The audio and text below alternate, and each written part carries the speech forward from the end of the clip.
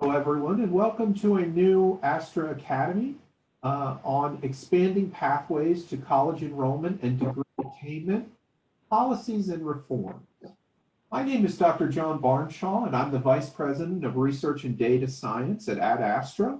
And joining me today is Cindy Lee, an analyst on the Educational Transformation team at Ithaka, as well as her colleague, James Dean Ward, a researcher on the Educational Transformation team as well at Ithaka. I wanted to give you a little bit of an overview on what we'll be discussing today at this Astra Academy. As always, the Astra Academies we will provide you a copy of the presentation following today's webinar, as well as the recording of today's webinar. Following a little introduction, I will turn it over to Cindy and James, who will talk about their research and some of the work that they learned from a recently published paper on expanding pathways to college enrollment and degree attainment policies and reforms. And then we'll hear from you. We look forward to your questions or comments in the final 15 to 20 minutes of our session today. So with that, I'd like to tell you a little bit about Astra. Astra is a course scheduling and enrollment management organization that partners with over 500 institutions of higher education annually. And we focus on improving the course schedule accessibility and efficiency for students. Astra offers a variety of solutions that are designed to retain and graduate more students faster, often using the course schedule. There's a natural association between what we do at Astra and the work that Cindy and James have highlighted in their paper here today. They focus on several areas that help improve retention, time to completion, and graduation. Other work, as well as theirs, has looked at the value of transfer pathways, co-requisite models in contrast to remedial education, and then the value of expanded pathways as well as statewide coordination. So Astra Academy is a webinar series that it is designed to bring together diverse stakeholders across the higher education landscape, like Cindy and James, to talk about their work and how they can help provide insights that will help improve retention, time to completion, and/or graduation. So without further ado, I will hand it over to Cindy and James. Great. Thank you very much, John. And thank you to everyone on the line who's joining us. My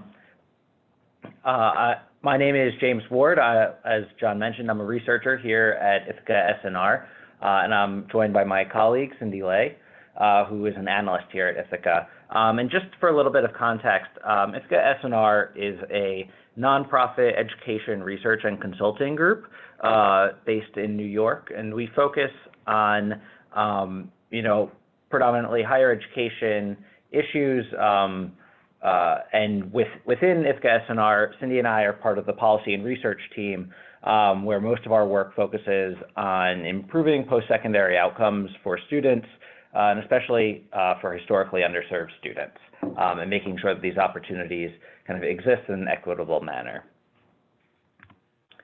So to give you a little outline of what we're going to talk about today in our webinar, we are focusing on kind of expanding the pathways to both college and through college. And we kind of see three primary ways that institutions and states can do this. The first is to prioritize transfer. The second is to reform remediation. And the third is by creating new on-ramps for students. Then we will kind of give some overall conclusions and recommendations before opening it up to questions from you all. As a little bit of background for this project, Ithaka has been working with the Joyce Foundation on a larger project addressing state policy. And the purpose of the larger project is to answer the question, how can state policy improve access and attainment for historically underserved students? And as part of this, we've developed 4 policy briefs. The first one was on the value of setting North Star goals at the state level.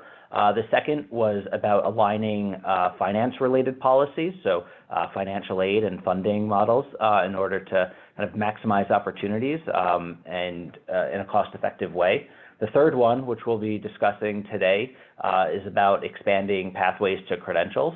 And the fourth one, which should be coming out next month, is about improving access to well-resourced institutions.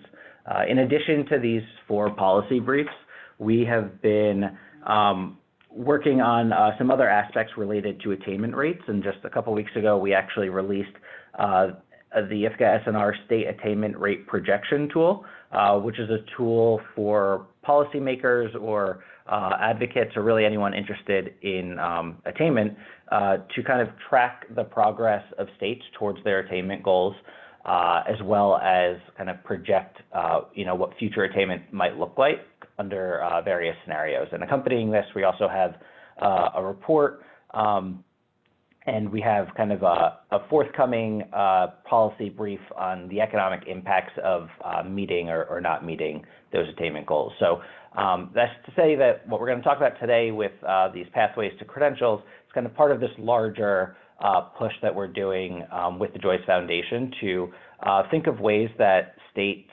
from a policy level can try to improve opportunities for students, and especially those who have not been served the best by our higher education. So I'm going to turn it over to my colleague Cindy now to talk about transfer policies. Thank you, James, and thank you everyone again for joining us today. I'm going to talk about the first category that James mentioned, which is how to prioritize transfer. But before I get too into that, I want to talk a little bit about why prioritizing transfer is important. And if we look at this graph here, we can see that less than 1/3 of community college students transfer to a 4-year college within 6 years of their initial enrollment, as you can see from the graph. But even more than that, only 13% of students who do start at a community college go on to earn a bachelor's degree within 6 years. And so through simplifying the credit transfer process, state governments can really develop a better credentialed workforce that is really necessary for continued economic development. And even more than that, increasing transparency about how credits do transfer, particularly for community college students, can have a really large effect on these students' future degree attainment. So what policies can states look into to achieve this simplification and prioritization of transfer? We look at 4 specific policies: common course numbering, articulation agreements, transfer pathways, and reverse transfer. So the first one of these is common course numbering. And so this is when institutions offer common course numbers, titles, and descriptions across different institutions to ensure that these courses can transfer really easily. And so common course numbering is a policy that can help decrease the administrative burden of articulating credit between multiple institutions. And this can help reduce credit loss. And this also can help students themselves when they're planning the course of study, especially when they're looking into transferring, because they know that the course numbering will be the same at their original and their future institutions. And as of 2018, 17 states have some version of common course numbering, and these systems are usually within states' public college systems, and then the public institutions are required to participate in them. But there are some states that have more unique aspects to their common course numbering. So one of those is Florida, which has incorporated private colleges also into their system, their common course numbering system, and this includes for-profit institutions. Texas also has a very unique system in that it's not a state-mandated policy, but it's a voluntary effort from a lot of different higher education institutions within the state. So there are 137 different institutions within Texas that participate in the system, and they're not necessarily required to use common course numbering, but the unique aspect is that it's a institution-led effort. In Arizona, their focus is more on course equivalency rather than the course numbering itself. So they have a state-mandated shared unique numbering system, and this is accessible by both students and parents, and it guarantees course equivalency for lower division courses at 3 public universities and the state's community colleges. The next policy is articulation agreements, in particular 2+2 articulation agreements, which refers to 2 years at a community college and then 2 years at a four-year college or university. And so these 2+2 articulation agreements guarantee that associate's degrees graduates from state community colleges can transfer as juniors to state public four-year colleges and universities.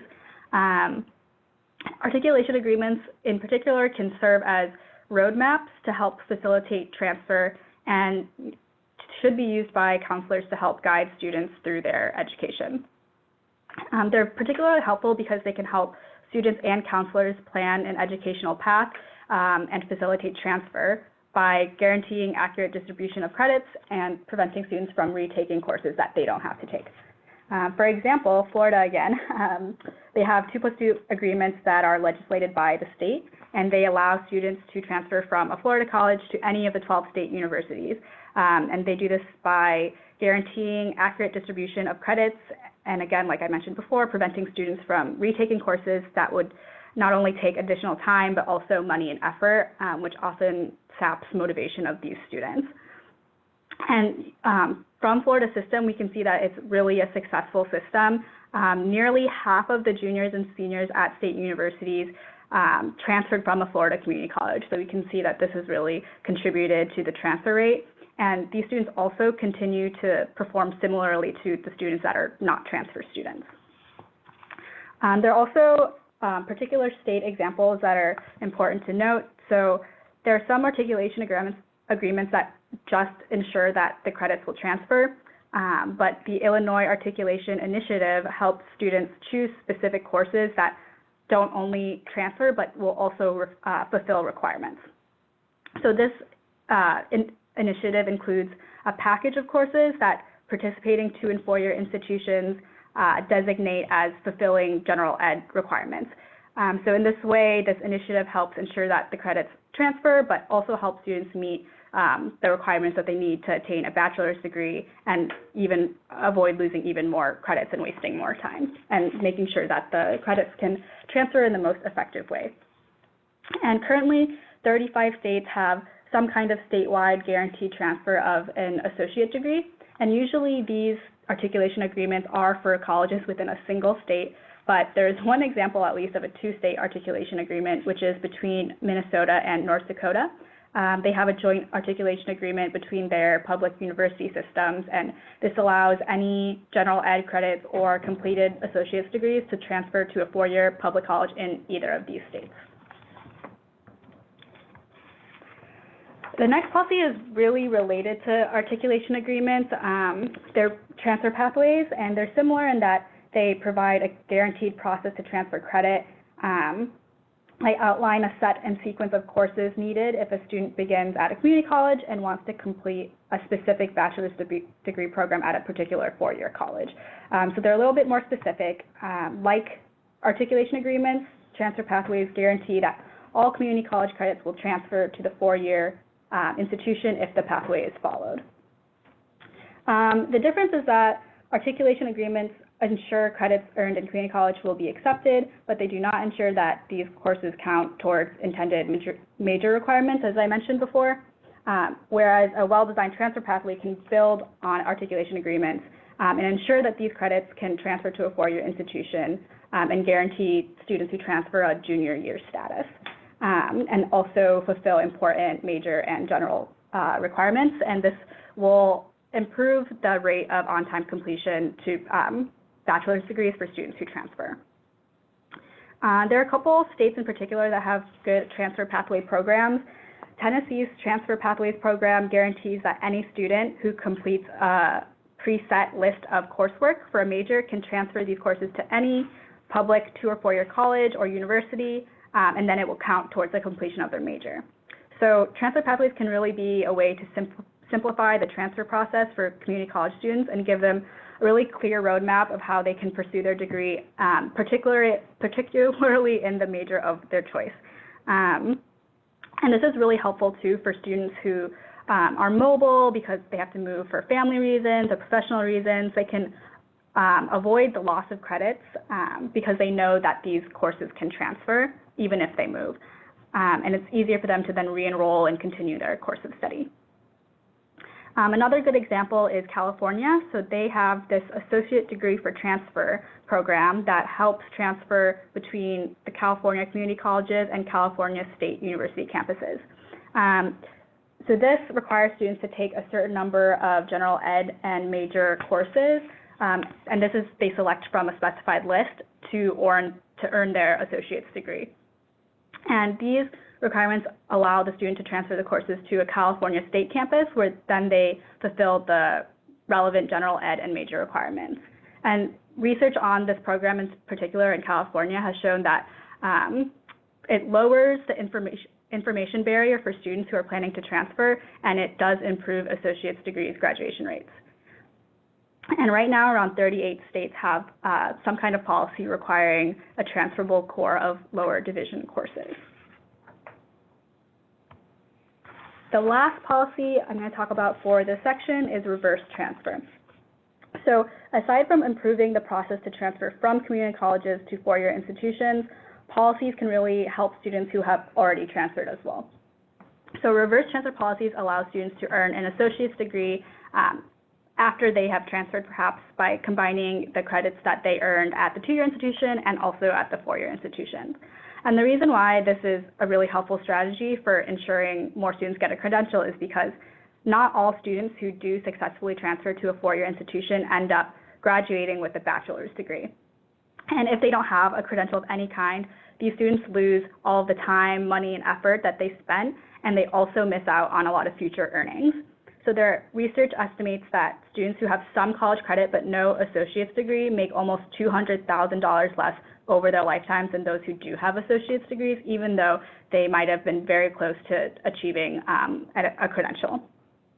And reverse transfer also shows that students really view reverse transfer positively. They show that they value this associate degree as a motivator, as a stepping stone to a bachelor's degree.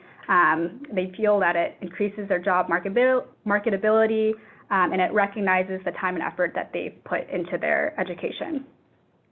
And other studies have shown that attaining an associate's degree through reverse transfer has increased transfer students' confidence in their abilities once they do transfer to the four-year institution. And these policies can be particularly helpful for veterans or other service members who have, they may move around a lot and accumulate their credits in different places. And even more so, a lot of reverse transfer programs do take into account military experience that can count for college credit through their reverse transfer policies. There's one particular initiative called Credit When It's Due, and this helps states implement reverse transfer programs. And through this program, there have been at least 15,000 associate's degrees that have been awarded through reverse transfer as of 2016. And some of the states that participate in the program did report higher retention and graduation rates for their students who were awarded reverse transfer degrees. Currently, there are 41 states that have reverse transfer policies in some kind of legislation or through institutional agreements or statewide programs. So just to sum up this section and give a few recommendations, overall, the streamlining of the credit transfer process is a way that state governments and policymakers can facilitate increased attainment. And these policies provide opportunities for students who may otherwise lose credits, or they're falling short of a credential, or they don't have the right guidance to successfully transition towards their desired credential. And a few other aspects to think about in terms of simplifying transfer and improving transfer is that in addition to just awarding associate's degrees, states and institutions can think about facilitating other transfer directions. So that's to say from 2-year to 2-year institutions, 4 to 4-year, 4 to 2-year. And that's because these types of variations and directions are more common than may be expected. For example, 6 years after starting at a 4-year institution, about 15% of students will transfer to a 2-year college.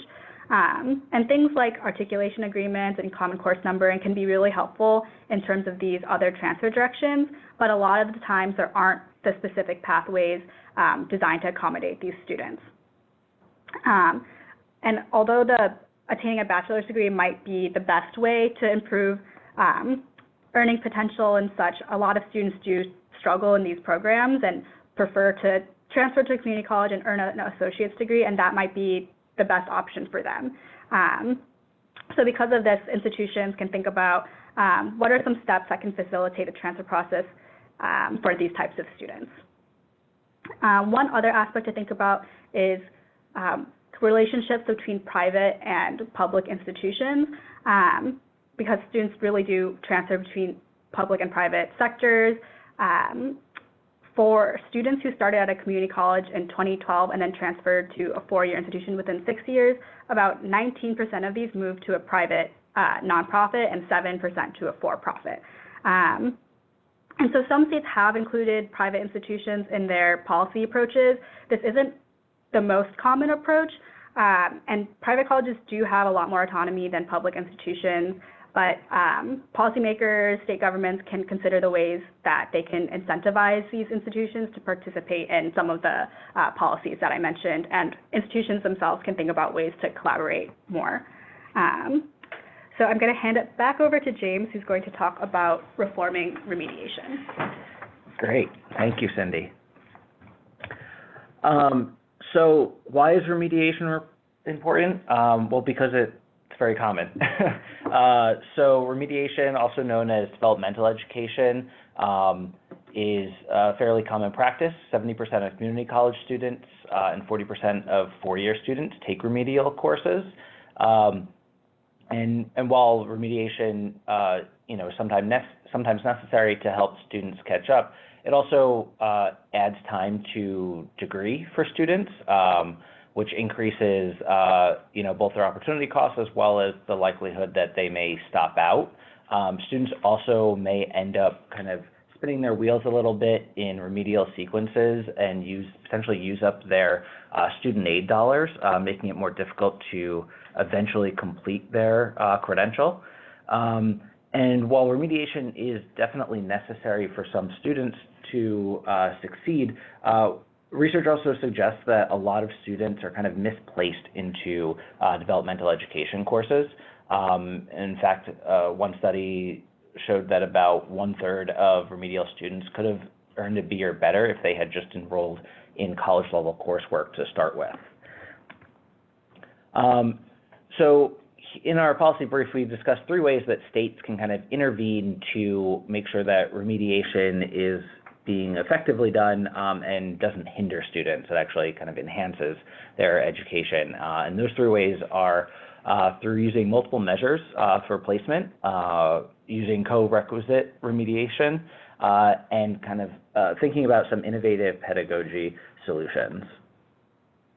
So multiple measures is basically a process where students don't just get placed based on some sort of entrance exam.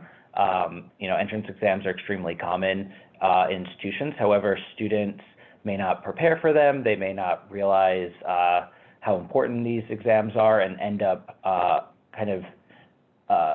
not performing at their actual level on these exams, and then ending up in a longer remedial sequence than may be necessary. So some schools, use multiple measures to place their students, which means they rely on potentially these entrance exams, but also standardized tests more generally, sometimes students' self-assessment and self-determination, and students' high school grades. And research shows that kind of using this holistic approach to placing students is more accurate and reduces the overall number of students who end up in developmental education courses, especially underrepresented minority students. And in terms of, how common this is, certainly many institutions across the country are using it, but at the state level, we have a couple of examples where states have kind of stepped in to kind of force this onto institutions in an attempt to help better serve students. And one of those is California's AB 705, which mandates using measures other than test scores. So that means, standardized test scores can be used in addition to these other factors, but these other factors do have to be considered as students get placed. And in 2014, Florida actually banned the use of placement exams, and ended up taking an approach where many students were determining themselves what courses to be put into, which did overall reduce the number of remedial courses that students ended up taking. So another way to kind of help improve remediation is through co-requisite remediation. And in this kind of approach, rather than students taking a sequence of developmental courses before they reach college level courses, they actually just enroll simultaneously in their remediation at the same time as their college level courses. So evidence shows that we have higher level college level math and English completion rates under co-requisite remediation. And historically, underserved students may actually benefit the most from co-requisite remediation. So when we're thinking about kind of the equity implications of public policy and kind of how inequitable placement into remediation already is, we see co-requisite remediation as a way to help undo some of that and kind of close some of those gaps. However, it's worth noting that there is a lot of variability within co-requisite remediation. So there was a study done in Texas that found that there are kind of 5 different models being used across the state, and those kind of include students who will simultaneously take a remediation class in addition to their college level class. Some institutions may just extend the time of the college level class to kind of include additional material and provide opportunities for remediation within a single class period that's just longer. And others even kind of use kind of a technological co-requisite approach where students enroll in some sort of online supplemental course to help catch them up and work through the college level courses. I think the CSU system out in California is actually a pretty good example of a system-wide approach to co-requisite remediation where they spent a lot of time engaging stakeholders, which really helped to kind of a successful development and launch of co-requisite remedial courses. So the third way we see state policymakers potentially having an impact is by encouraging the use of innovative pedagogy. So the Carnegie Foundation for the Advancement of Teaching created 2 innovative models. One is StatWay and the other is QuantWay. And these are basically remedial sequences that fall outside the traditional algebra-based sequence. And these can be helpful for students who may have kind of specific career goals or maybe enrolled in specific less quantitative oriented programs. And we've seen some pretty good success with these, that students in these types of pathways are more likely to complete their remediation sequences, they're more likely to transfer and then eventually earn degrees. The CUNY START program is also a great example. So in CUNY START, it's a semester-long program that students enroll in prior to their kind of official start in college level coursework. And during this semester, it is kind of intense remediation, advising, and tutoring all rolled into one. Students only pay $75 for the CUNY START program, and they don't draw down on any of their federal financial aid. This way, it doesn't kind of create issues as they approach the end of their degree term where they may run out of aid dollars. The use of these types of approaches is certainly growing. There are a number of big name institutions, Georgia State, CUNY, Rutgers, and UT, for example. However, we also see kind of individual smaller institutions, individual community colleges kind of using these approaches, and we think that they kind of show a lot of promise.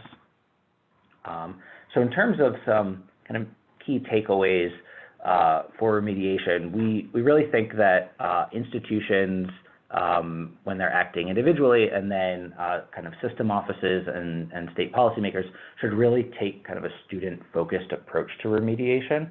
So, we recommend using holistic assessment to place students in the first place. There's been some great success with that, and we think that that's probably the most appropriate way to cut down on remediation and really help reduce it as a barrier to completion.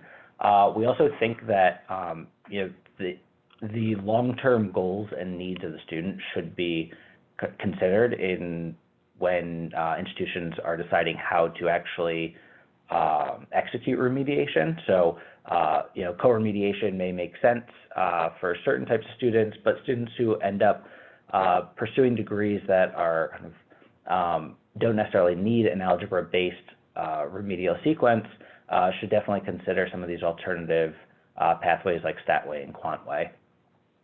And with that, I will actually turn it back over to Cindy to talk about our third group of policies. All right. Thanks, James. So I will talk a little bit about our last section of policies, which is how to create new on-ramps for students. And again, before we get started, I want to talk a little bit about why we do need to expand opportunities for students.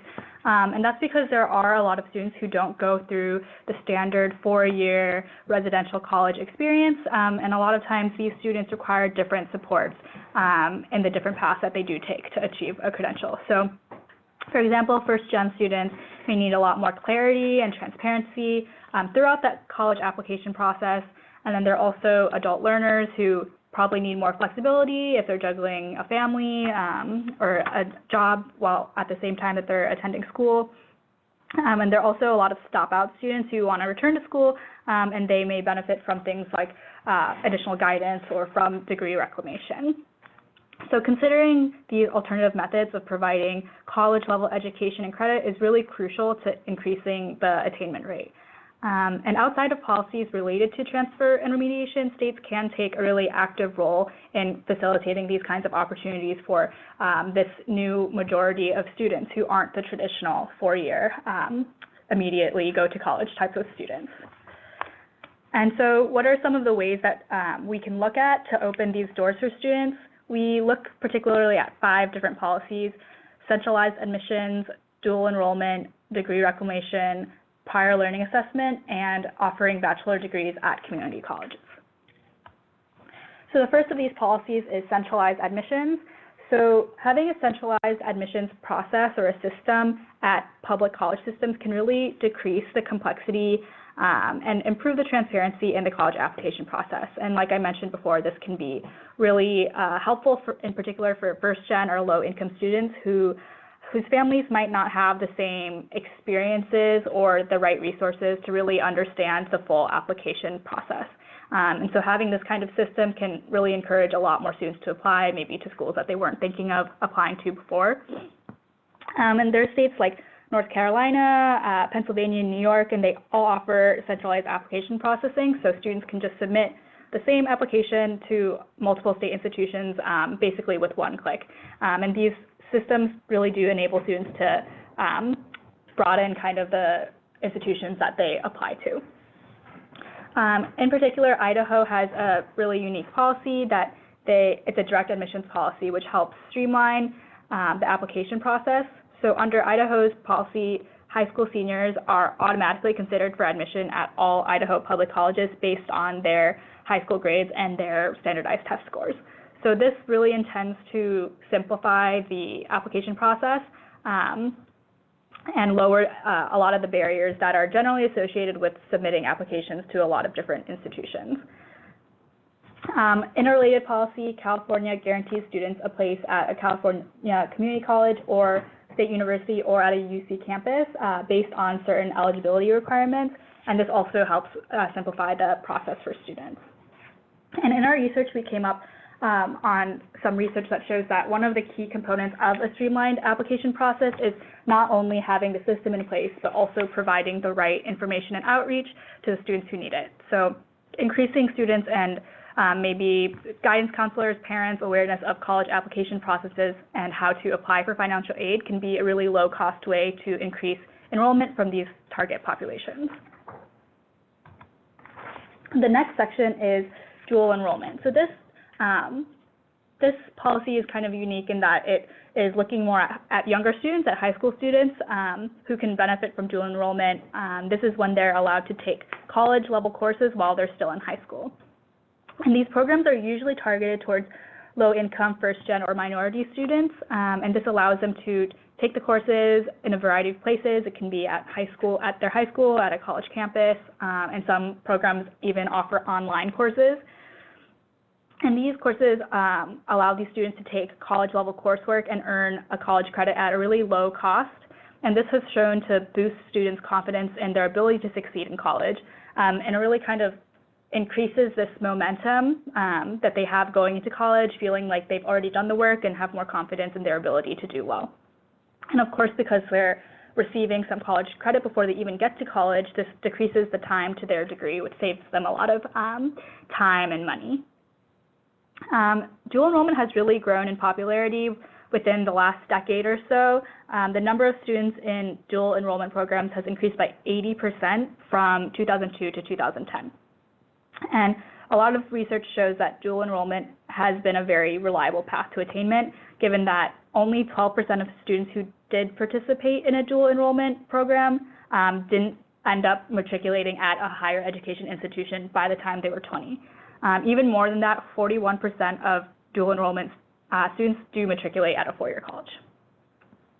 So right now, all states except for New York, where we are currently located, have a state policy regarding dual enrollment programs. But the thing with these is the policies can vary pretty drastically. So some states have policies that mandate that all high schools have to provide these opportunities, whereas others kind of just develop a program, and then the high schools or the districts can choose whether they want to opt in or opt out. And the policies also vary a lot on what the requirements are about notifying parents about the availability of these programs, or whether the credits are accepted at specific public colleges, which obviously does influence a lot whether students actually end up participating in this program or not. And so, although the policy designs do vary a lot, the evidence overall does support the benefits of dual enrollment, and it's pretty consistent across states regardless of these policies. There's a lot of evidence to support this. So a study of dual enrollment in California found that they increased high school grad rates, increased the likelihood of attending a four-year college, decreased the likelihood of taking basic skills courses in college, and increased the accumulation of college credits, particularly for low-income students. Another study in Tennessee on math courses specifically found that students who dual enrolled in advanced algebra reduced enrollment in remedial math classes and also increased their enrollment in higher level math courses. And in addition, also increased the number of students who matriculated at a four-year university versus a two-year college. So a lot of studies also show dual enrollment students tend to do just as well or better than their traditional counterparts in terms of grades, and they're more likely to earn a credential than students who did not take any kind of dual enrollment class while in high school. So the next policy is degree reclamation. So this category is kind of ranging through a wide array of ages. So dual enrollment is focused towards younger learners, but for degree reclamation, it's generally for adult learners. And this kind of way can also contribute to attainment rates because there are more than 35 million Americans who have some kind of college experience but still don't have any credential. So degree reclamation programs in particular focus on adult stop-outs, adults who almost completed a degree, or veterans who have accumulated some kind of credit or multiple credits in different places. And so these programs focus on identifying and contacting adults who have college credit to inform them about how they can go about resuming their studies, and this includes providing available resources that the state might have to assist these students with their degree completion. And so by linking these adult learners to financial aid opportunities, the right guidance, career coaching, states can really improve the access attainment for a lot of these adult learners. One of the really big programs in degree reclamation is Project Win-Win. And so it was established to initiate degree reclamation through 60 institutions. So these institutions identified students who were eligible for associate's degrees, but just never received them, or they were very, very close to completing their associate's degrees, but never did. And for the students that were found to be eligible, Project Win-Win did award almost 5,000 associate's degrees and brought almost 2,000 students back to school to complete their credits to receive a degree. Outside of this project, a lot of individual states have also begun their own degree reclamation efforts. Texas has their own online portal that covers around 40,000 adults in Texas who stopped out of college, but do have at least 90 credit hours or more. So then the program provides these students with an advisor, a financial aid specialist, and kind of gives them information about the degree programs that might be best for them. And it gives students a tool on a website that allows them to see how their credit would transfer to participating colleges in the program. Another important aspect to think about for degree reclamation is the even more specific groups included in this. So this is like parents or incarcerated students. So things like providing childcare can assist parents who are returning to school to earn their degree. In terms of those who are incarcerated, providing access to these individuals not only decreases the likelihood of them returning to prison, but also improves reentry and workforce outcomes. Studies also show that children of incarcerated parents are more likely to complete college if their parents have as well. So we can see that there are a lot of really positive spillover effects for those who are affected by these policies.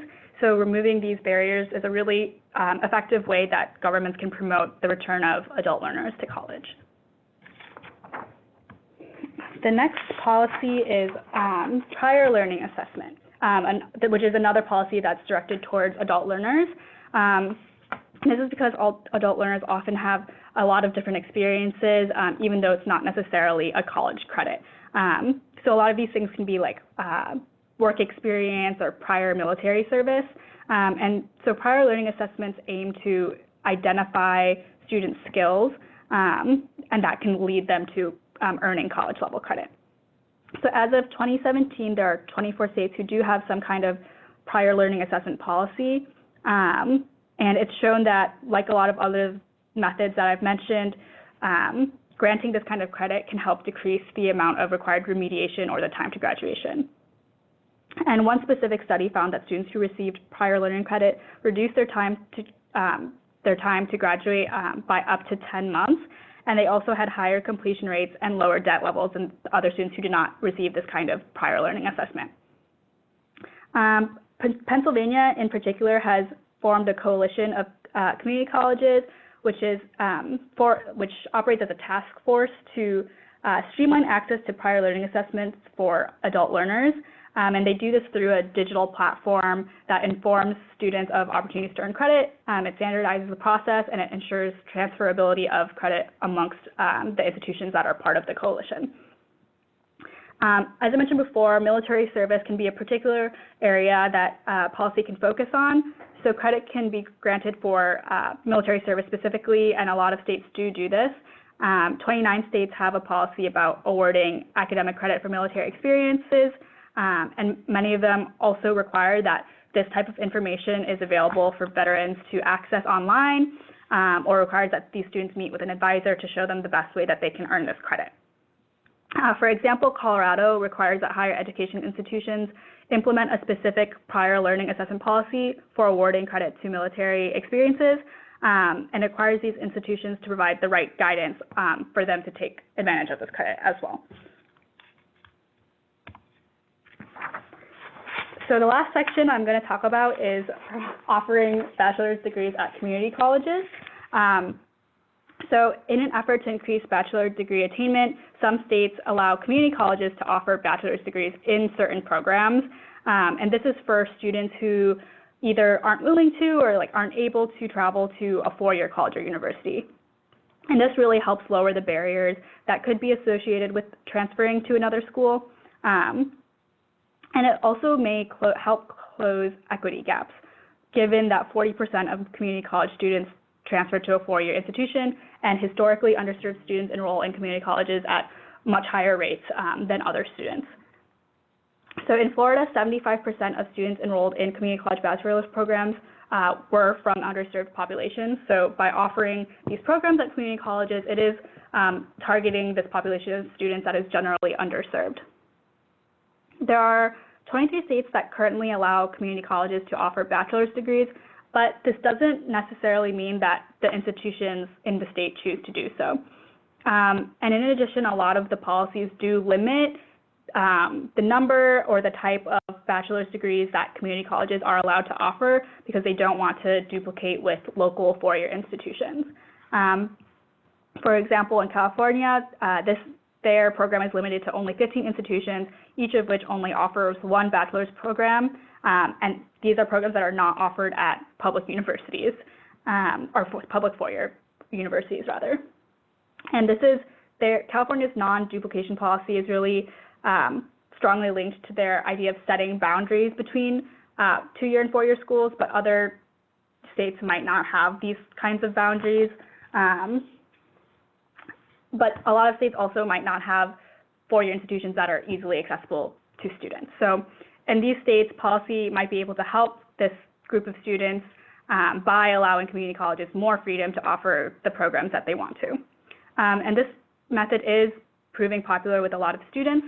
Within 5 years of Florida implementing this type of pathway, the number of students enrolling at Florida community colleges to earn a bachelor's degree almost quadrupled. And students list the main reason as for earning their bachelor's degree at a community college is it being cheaper and more convenient than a traditional four-year degree. So just a quick summary. A lot of these alternative credentials and pathways depend on what the state's political, social, and economic context are, but it does suggest that states are seeking to engage a wide range of students, including adult learners, but also thinking about different groups of students as well, such as younger students, as seen through dual enrollment and centralized admissions. So states really need to think critically about the specific supports that these subgroups would need in order to attend school and earn a credential. So I'm hand it back to James, who's going to talk a little bit more about next steps. Great, thank you. So colleges were built with traditional students in mind, but traditional students are becoming kind of a decreasing portion of college students, actually. So as such, we kind of focus this policy brief on this wide range of policies that we think can open the doors to those who may not be your traditional 18 to 21-year-olds who are enrolled full-time on a four-year residential campus. And we see promise in the fact that we see such a diverse range of approaches at the state level. However, we'd like to see kind of more states have even broader approaches. We think that through this kind of range of policies, states can actually help improve access for these different types of students. And moreover, we think that within a state, institutions have a lot of variability in their student populations and should have kind of the opportunity to tailor their offerings to the types of students that they're serving. However, we also recognize that there's definitely a need for more evidence in order to kind of get some of these policies enacted at both the state and system and institution levels. So one area of focus that we think is definitely promising and important to explore is kind of what the compound effects are of these policies. So no single policy is going to be a panacea for our attainment issues, and we're going to need to kind of put together multiple sets of policies to really open the doors and expand access. And we think that kind of understanding this interaction is really important. We also need to think about the cost effectiveness of policies. Higher education is becoming increasingly squeezed for funding on the public sector, and colleges are often being asked to do more for less. So cost effectiveness is becoming a real concern for campus leaders, and a pragmatic approach to this would be exploring kind of which policies help both states and campus leaders get kind of the most bang for their buck. And finally, we really need to make sure that policies that may be expanding access through non-traditional avenues and kind of maybe breaking the mold a bit and being innovative, making sure that they're still ensuring a certain level of quality, and that quality isn't sacrificed just to get more students in the door and through an institution. So being mindful of this as states and campuses enact some of these policies is important, as well as kind of sharing, through working groups and whatnot, kind of the good and the bad will be helpful for developing stronger policies that really help to open up doors. And with that, I will kind of turn it back over to John to close us out. Thanks very much, James and Cindy. I appreciate it. There's a couple ways to stay engaged with us through Astra Academy and as well as the work at Ithaka S+R. One of them is when we send out this presentation, be sure to flip to the back and click on this link, Expanding Pathways to College and Degree Attainment. That will take you to the report that James and Cindy, as well as a couple of their other co-authors, authored that breaks down and provides a lot more detail and context than some of the information that they had time to share with us today. Also, we have another Astra Academy in the spring. Our next Astra Academy will be Land Grant Fierce, and that will share some of the work from a book by Johns Hopkins University Press with Ohio State Professor Stephen Gavazzi and President E. Gordon Gee. Gordon Gee is the president of West Virginia University. So be sure to attend that webinar on Astra Academy on April 16th at 1:30 p.m. So please note the time change. It will be 1:30 p.m. And then finally, we have a session at our conference, the Aspire Conference, which is our annual users conference, which will take place October 18th through the 21st. So hopefully you can all attend now for that conference out in Kansas City, Missouri. So with that, I will get started with some of the questions. If you have any questions, please feel free to type them or message me in the Zoom webinar chat, and we will try to get as many as we can. I guess the first question going back that I received was the CCN and 2 and 2, which should we try to tackle first? I think that refers to, James and Cindy, the common course numbering that you mentioned. And it sounds like somebody wanted to know from a policy perspective, is there better bang for your buck looking at 2 and 2 transfer agreements or focusing on a common course numbering system in terms of where there might be some bang for your buck or the utility in doing either or both? Sure. So I think, first of all, policies need to reflect the context that they're being passed in. So each state is definitely going to differ. But I think, the benefits of a 2 and 2, a 2+2 program is that, students who end up making the transfer are kind of already on their way to actually completing that 4-year program, which is really helpful to ensure that students don't get kind of lost in the shuffle. So articulation agreements we kind of see as a strong approach, probably not as strong as a full transfer pathway. And in terms of relating it to common course numbering is good for sure. We definitely see the benefits. However, logistically, it can definitely pose some challenges. So if systems weren't built using a common course numbering system to start with, kind of rearranging course catalogs to match up can be a fairly large administrative overhaul, and that should definitely be considered. And they also don't necessarily guarantee that that courses will actually transfer. or that they'll actually count towards a degree. So, one school may require a certain set of biology courses for the biology degree, and even if common course numbering suggests that two bio classes overlap, the receiving institution, the four-year institution that's taking a transfer student, may not actually be counting that towards the major requirements. It may just be a course that's offered in the bio department. So those are kind of some of the things to think about, and why we think 2+2 programs are probably stronger than common course numbering, but also I think transfer pathways are probably the strongest of the three options. Sure, thank you. One point of clarification, there was a slide, I think they're talking about your CUNY START program. Does it cost $75 for the student or for the institution to administer? It costs $75 for the student. Okay. It's definitely much more costly for the institution, and CUNY is a pretty good example of a system that is investing heavily in opportunities for students and really working to close equity gaps.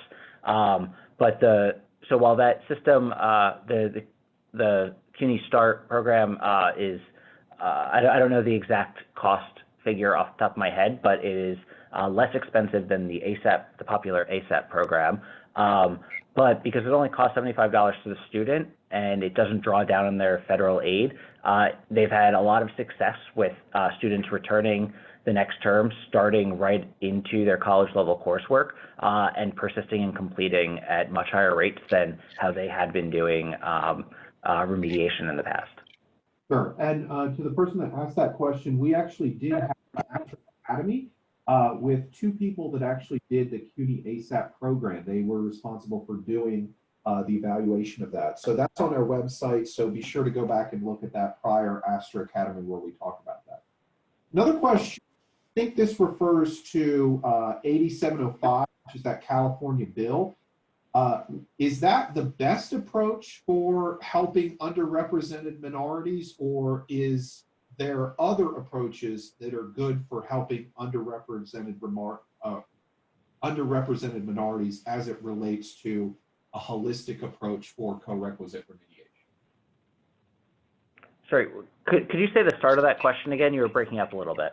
Well, I think they were talking about 8705 because they said Ray 8705. I think they're talking about the California bill on remedial and co-requisite education, transitioning the state to co-requisite education. And I think the question was, is this the best approach, the best holistic approach to help underrepresented minority students, or is there a better approach to co-requisite remediation for underrepresented minorities?